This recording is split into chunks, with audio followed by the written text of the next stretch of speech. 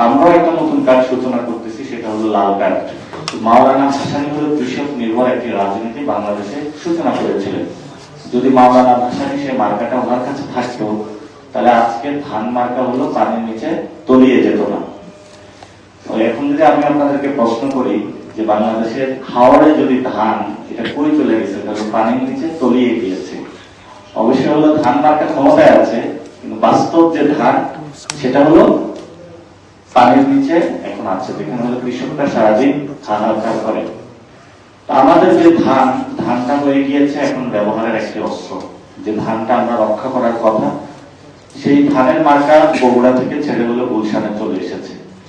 ফলত এখন প্রায়োগিক অর্থে ব্যবসায়ী যারা রয়েছে, সিন্ডিকেট যারা রয়েছে, এই ধান কেন্দ্রিক তাদেরকে হলো সংযোজন করা এবং তাদেরকে পুনর্বাসন করাই দায়িত্বের জায়গা প্রধানমন্ত্রী।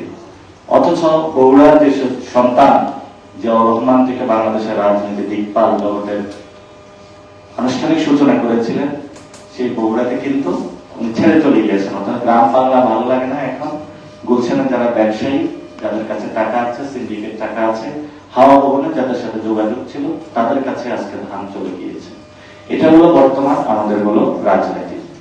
তবে অর্থনৈতিক কাঠামোর যদি দিকে আমরা তাকাই, আমাদের বাজেটে প্রায় 11 থেকে 12% হলো এই কৃষি সেক্টরের সাথে জড়িত। ফলত আগামী যে বাজেটটা আসতেছে, সেই বাজেটে শুধু একটি কার্ড হাতে ধরিয়ে দিলেই হবে না।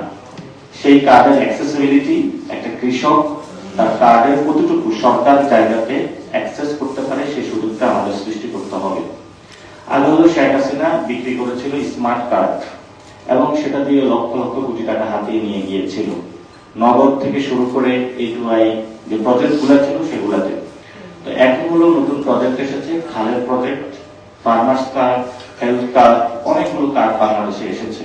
তো আমরাও একটা নতুন কার্ড সূচনা করতেছি, সেটা হলো লাল কার্ড।